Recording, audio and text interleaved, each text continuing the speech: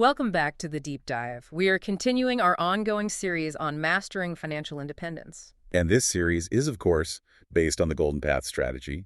It's a comprehensive three-stage system, and it was all developed by Tamir Kaham. Right. He's the originator and architect of the entire three-stage, 13-step strategy, the creator of the YouTube channel, The Golden Path to Financial Independence, and, maybe most interestingly, he's also the official Hebrew translator of the classic book, The Richest Man in Babylon.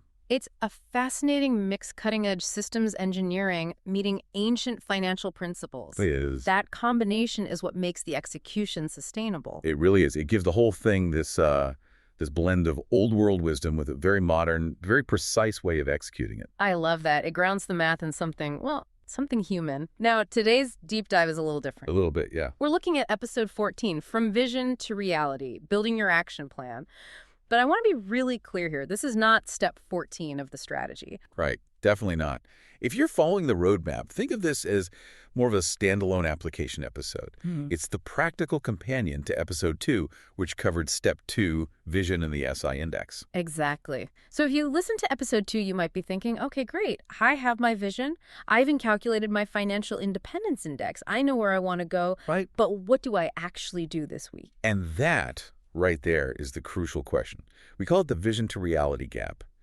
And honestly, this is where most people just fall off the wagon. Oh, for sure. You know, they have this big vision 10 or 15 years away, and then they have their current reality where their FI index, which is just your passive income divided by your expenses, is sitting at, well, 0. And staring at that gap it's terrifying. You're at 0 looking at a mountain peak that feels impossibly far away. It's paralyzing. It is. You freeze. The destination feels completely out of reach. So the whole mission of this deep dive is to build a bridge across that gap. Yeah. We're going to unpack a specific 5-stage framework that takes you from that abstract kind of fluffy vision all the way down to concrete things you can do on Monday morning. I am ready for this. Because I think we all know someone, or maybe we are that someone, who talks a great game about freedom, but nothing ever actually changes. Precisely. And the core principle here is pretty blunt, I think. It's a vision without a plan is just a dream. A plan without execution is just a document. Ouch. Okay, so let's get into the framework. What are the 5 stages? The 5-stage framework moves linearly. It goes from vision to goals to milestones to actions, and then finally to reality. Okay, let's start at the top then. Stage 1, from dream to a structured vision. We talked about this in episode 2, but how is a structured vision different from just, daydreaming? Well, a vague dream is saying, I want to be free, which is nice, but you can't build a system around free. You can't engineer a bridge to somewhere nice. Right. A structured vision is vivid. It's specific. It answers what we call the asset owner question. What does my ideal day look like when passive income covers my expenses? So we're not talking about a number, like I want $1 million.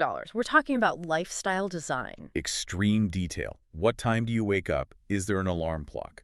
Where are you living? City, coast, mountains? Who are you with? What are you doing with your time? It's interesting because when you get that specific, it stops being about the money. It becomes about the time. Exactly. To make this really concrete, let's use a case study. We'll call her Sarah. She's 35, earns $4,000 a month, and wants to be free by age 50. Okay, so she's got a 15-year horizon. If Sarah just says, I want to be rich, that's the dream part. So what's her structured vision? Her structured vision is something like this. I wake up at 7 a.m., no alarm, in a small coastal town. I spend my mornings writing, my afternoons hiking, and my evenings teaching online. Okay.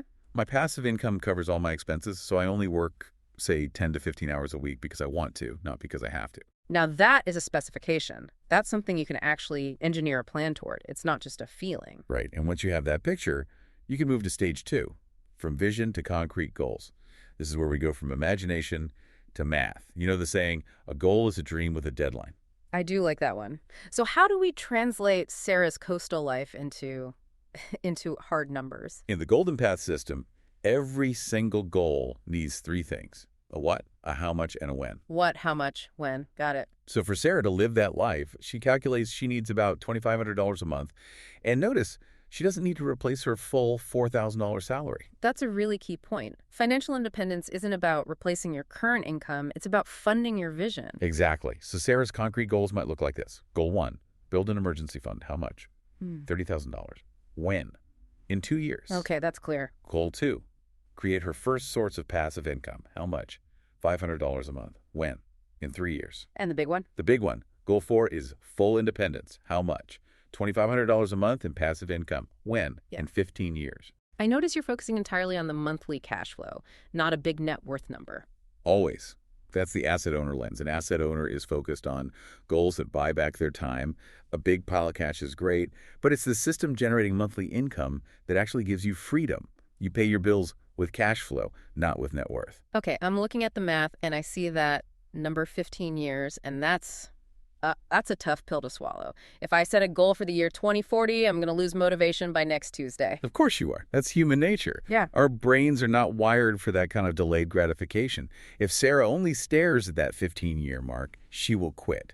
The gap is just too wide. So what's the solution? How do we, I don't know, trick our brains into staying on track? You don't trick them, you feed them. Yeah. And that brings us to stage 3, from goals to milestones. Checkpoints. Exactly. A 15-year goal is too big to digest. You need checkpoints. You have to stop looking at the mountain peak and start looking at base camp 1. Okay, break that down. What does base camp 1 look like for Sarah? Well, let's look at the progression. If year 15 is the target, what does success look like in year 1? For year 1, maybe her milestone is just hitting an FI index of 0.05. Which means passive income covers 5% of her expenses. For Sarah, that's, what, $125 a month? Right, $125 a month. That sounds kind of tiny. It's a nice dinner out, but it's a long way from freedom. It does sound small, but it's infinitely more than zero. Psychologically, it is huge. It proves the concept. It proves that she can actually generate money without trading her time for it. I see. So it's proof of life for the whole strategy. That's the perfect way to put it. It's proof of life.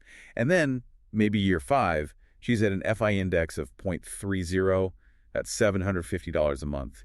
Year 10, she hits 0.70. You see, she's not worried about age 50 anymore. She's just focused on hitting that next milestone. Those little wins along the way must be so important. It's like a dopamine hit that keeps you going. They're everything. The system is built on feedback loops. Hitting a milestone proves the system works, and that gives you the energy you need for the next leg of the journey. Okay, so we have milestones. But even a 1-year milestone can feel a little abstract. I know I need $125 a month a year from now, but how does that translate to what I do tomorrow morning? And that is stage 4, from milestones to weekly actions. This is the most critical question. What do I do this week to hit my year 1 milestone? You have to work backward. Walk us through that backward planning for Sarah. Okay. Sarah needs to understand her finances and start saving to hit that year 1 target. So month 1 is not going to look like freedom. I'm guessing not. Week 1 might just be complete financial mapping. Week 2, build a conscious budget. Week 3, open a separate high-yield savings account. Week 4, read 1 book on investing. Hold on. Read a book, open an account. I thought we were building a financial empire here. That sounds honestly a little boring. It is agonizingly boring. And that is exactly why most people fail. Really? Yes. They want the movie montage, flashy stock charts, green numbers, driving a Lamborghini in week 2. But you're saying the real work is just admin. The real magic is in the aggregation of boring admin. Nothing dramatic happens in a single week. But 52 weeks of those small, specific actions, that completely rewrites your financial DNA. It's the whole aggregation of marginal gains concept. Precisely.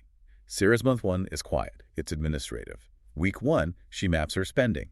Week 2, she sets up an automatic transfer of $400 a month to her new savings account. Week 3, she calls her internet provider to negotiate her bill down. It's not exactly Wall Street, is it? No, but those boring, mundane tasks are the literal building blocks of her freedom 15 years from now. She's building the launch pad. She doesn't make that call, she doesn't save $20. Right. She doesn't save the $20, she can't invest it. If she doesn't invest it, she never hits the milestone. So Sarah has her plan. She's doing her boring tasks, but life happens. Plans fall apart. The car breaks down, the market drops. How does she stay on track for 15 years without just drifting off course? And that takes us to the final stage, stage 5, the execution loop and review cycles. We have to understand this. Planning is linear, A to B, but execution is a loop. You act, you review, and you adjust. A weekly review sounds a lot like corporate homework, I have to be honest. Is it really that necessary? Think of it like this. A rocket going to the moon is actually off course something like 90% of the time. Is that right? Yeah. The guidance system is constantly making these tiny corrections, left, right, up, down. The weekly review is your personal guidance system. So without it, you just drift. Without it, you crash. or you just float aimlessly into space. The review system is a series of nested loops. First, you have the weekly review. Every Sunday, 30 minutes. Sarah just asks, did I do my tasks for last week? What are my top 3 priorities for next week? Okay, that keeps the week focused. Then you have the monthly review. Last day of the month, maybe 60 minutes. She checks her FI index progress, reviews the budget. Then quarterly, she checks her milestone progress.